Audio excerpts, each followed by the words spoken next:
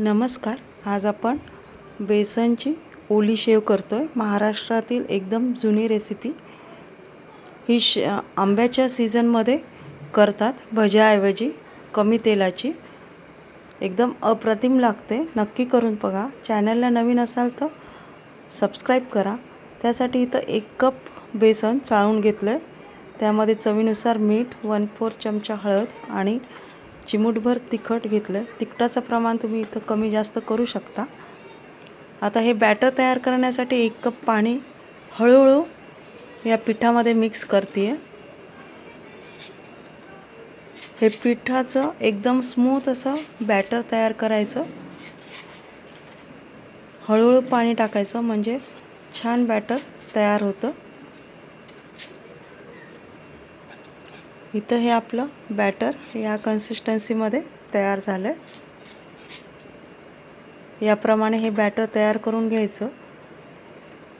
1 कपापेक्षा कमी पाणी लागलं आहे. आता शिजवायला ठेवण्याआधी इथं तेल लावून ताट तयार करून घेऊया या प्रकारे. आणि शेवेच्या साच्याला पूर्ण तेल लावून तयार करून घ्यायचं म्हणजे हे बॅटर याला चिटकून राहत नाही, लगेच निघून जातं. शेवेच्या प्लेटला सुद्धा तेल लावून तयार करायचं याप्रमाणे. आता हे शिजायला ठेवलं बॅटर. हे शिजत असताना गॅसची फ्लेम एकदम लो ठेवायची आणि सतत ढवळत हे बॅटर शिजवायचं. 5 मिनटं लागतात, 5 ते 7 मिनटं पूर्ण बॅटर शिजण्यासाठी. याप्रमाणे सतत ढवळायचं म्हणजे यामध्ये एकही गुठळी तयार होत नाही आणि छान अशी शेव साच्यातून निघते. त्यासाठी सतत ढवळायचं. इथं 5 मिनटानंतर हे शिजून असं तयार आहे. एकदम असं घट्टसर बॅटर तयार झालं की समजायचं आपलं हे शेव करण्यासाठी पूर्ण बॅटर तयार आहे. याप्रमाणे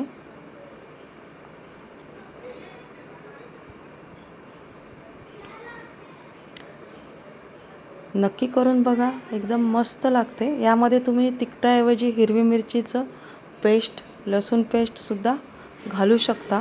मी एकदम साध्या पद्धतीने तयार करते आहे. आता हे शेवेच्या साच्यामध्ये भरून घेऊयात या प्रकारे.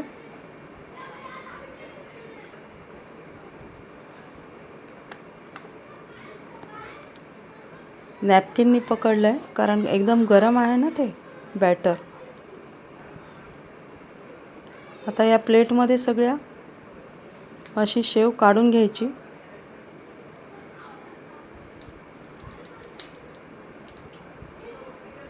फार पटकन तयार होते. नक्की करून बघा.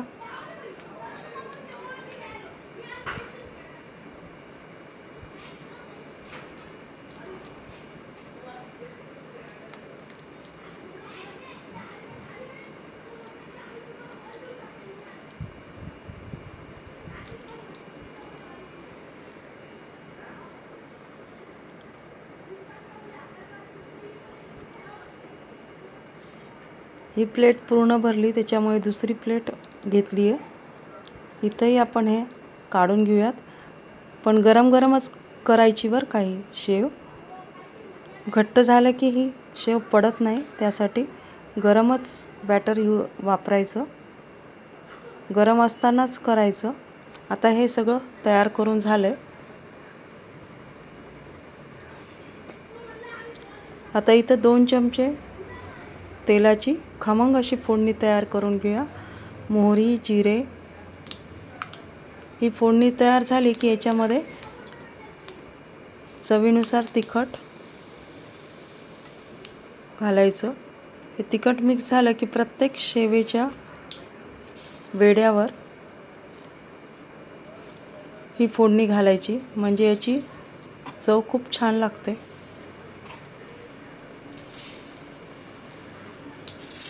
मस्त.